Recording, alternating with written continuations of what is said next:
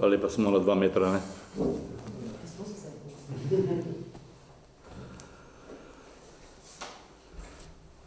Spoštovane gospe, spoštovani gospodje, hvala za udeležbo.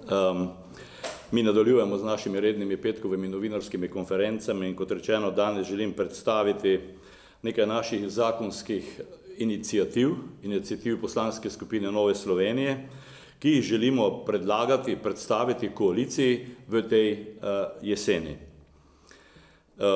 Mi verjamemo, da je ključno prisluhniti ljudem in njihovim vsakodnevnim težavam in tudi verjamemo, da bodo te rešitve, ki jih s temi programskimi zakonskimi iniciativami predlagamo, da bodo pri ljudeh dobro sprejete. Pomagati želimo ljudem in gospodarstvu pri pametnem prehodu na novo normalnost, ki jo v bistveni meri narekuje COVID-19.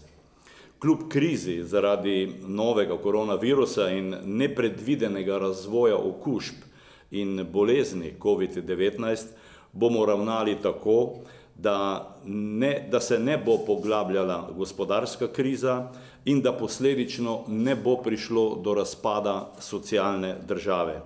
Naše rešitve gredo v smeri spodbujanja razvoja, tudi skladnega regionalnega razvoja, kar nam žal že dolgo let ne gre dobro od rok.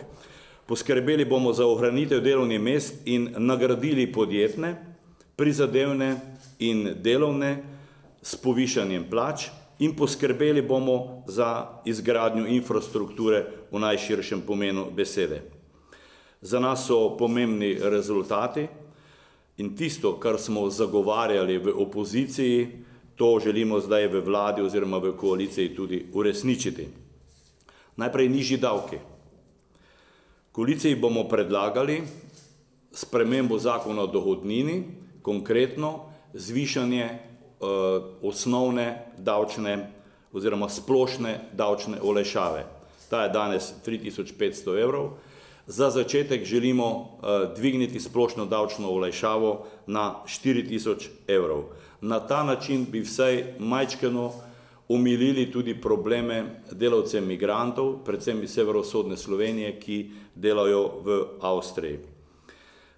Druga rešitev v tej smeri na področju plač pa je uveljavitev tako imenovane razvojne kapice.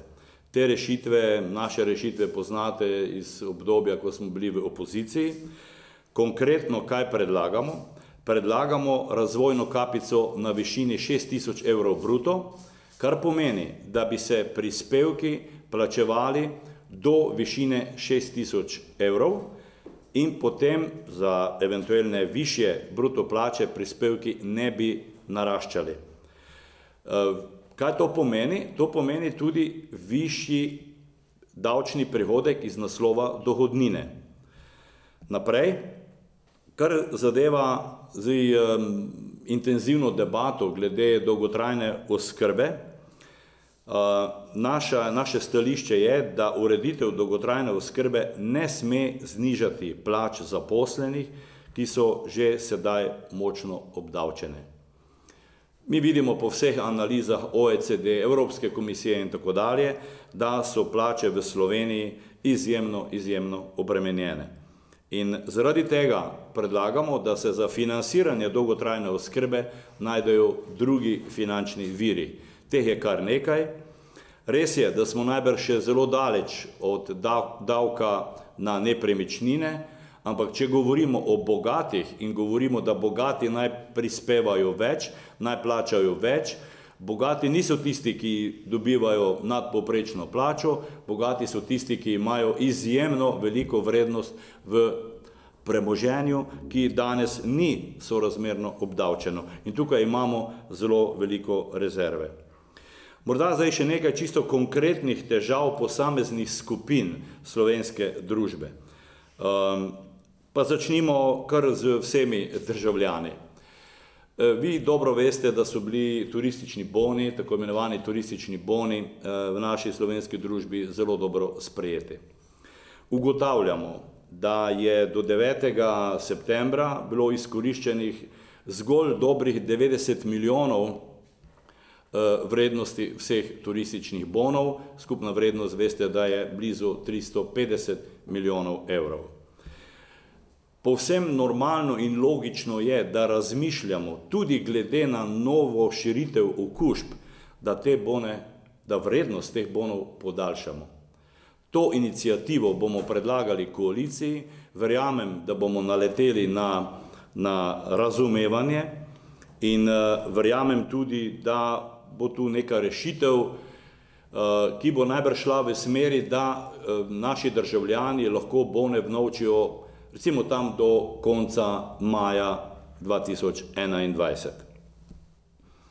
Potem naprej gasilci in gasilske organizacije, ki izvajajo javno službo. Nova Slovenija je uspela z inicijativo, da pomagamo gasilcem in gasilskim organizacijam, ki se vsakodnevno trudijo pomagati ljudem pri njihovih težavah oziroma v nesreči. Na kaj smo ciljali? Ciljali smo na dosedaj veliko razdrobljenost zavarovanj, tako oseb, tako gasilske opreme in gasilskih prostorov. Zdaj zagotavljamo v zakonu o finančni razbremenitvi občin, zagotavljamo ugodnejše financiranje zavarovanj gasilcev, gasilskih domov, vozil in ostale opreme. Zagotavljamo 100% financiranje države za standardizirana gasilska zavarovanja pripadnikov gasilske organizacije. Zagotavljamo sofinanciranje države za standardizirana gasilska zavarovanja vozil, opreme in objektov, ki jih uporabljajo gasilske organizacije v okviru izvajanja svojih nalog. Še nekaj želim izpostaviti.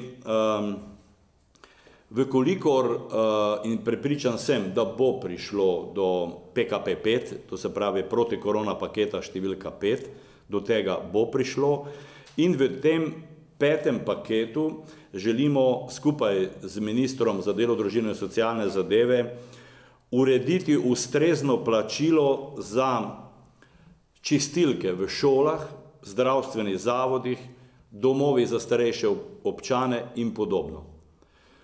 Nove naloge, novo obremenitev jim je prinesel COVID-19, zato poslanska skupina Nove Slovenije želi in od vlade in koalicije pričakuje, da pri pripravi PKP5 ne spregleda pri dodelitvi dodatka tistih zaposlenih, ki imajo zaradi pogostega čiščenja prostorov povečan obseg dela v, kot rečeno, zdravstvenih in socialno-varstvenih institucijah ter šolah. To so tisti zaposleni, ki prejemajo komaj minimalno plačo, ter so seveda zelo izpostavljeni okužbam. Mislim, da bi takšna rešitev bila poštena, pravična, verjamemo, da bomo naleteli na razumevanje pri koaliciji. Športniki, športna društva imajo prav v teh težavah, v teh časih posebne težave.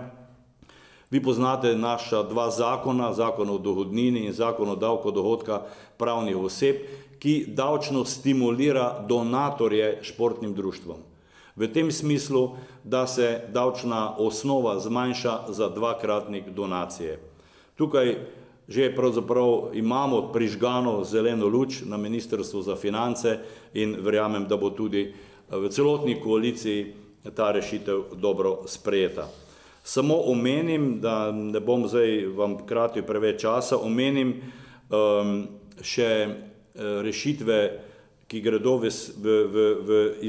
smeri izboljšanja nadomestila plač za starše otrok, ki so v karanteni, in še nadomestilo za bolniško odsotnost samozaposlenih, ki naj po 15. dnevu preide na zavarovalnico.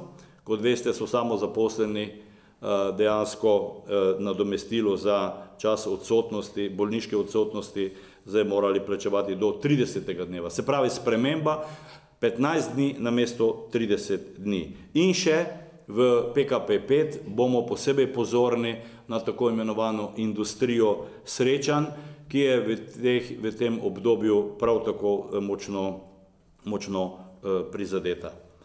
Morda še par besed na mnoge očitke, da je rebalans nerazvojno naravnan in podobno. Glejte, rebalans je po definiciji prilagoditev številk z realnim stanjem. Številk na strani odhodkov proračuna in na strani prihodkov proračuna države. In ta rebalans bo veljal praktično samo za 3 mesece. In za 3 mesece ne moremo govoriti o razvojni ali nerazvojni naravnanosti rebalansa. Drugo pa je, in zelo pomembno, ko bomo v državnem zboru oziroma najprej v koaliciji usklajevali spremembe proračuna za naslednje, to se pravi za naslednje leto, to se pravi leto 2021. Pa kljub vsemu, za znanstveno-raziskovalno dejavnost v tem rebalansu naša koalicija za letošnje leto namenja 10 milijonov evrov več, kot je bil rebalans za leto 2019, ki ga je sprejela Šarčeva koalicija. Za podporo tehnološkim razvojnim projektom naša koalicija v letošnjem letu v rebalansu namenja 12 milijonov več kot lansko leto in v kulturi, ta rebalans za področje kulture je dvignil največ prahu, ampak treba je objektivno pogledati in ugotovite, da so pravzaprav postavke v rebalansu Ministrstva za kulturo praktično vse večje, kot je realizacija v letu 2018. Za leto 2019 realizacije še ni, ker še ni sprejet zaključni račun proračuna.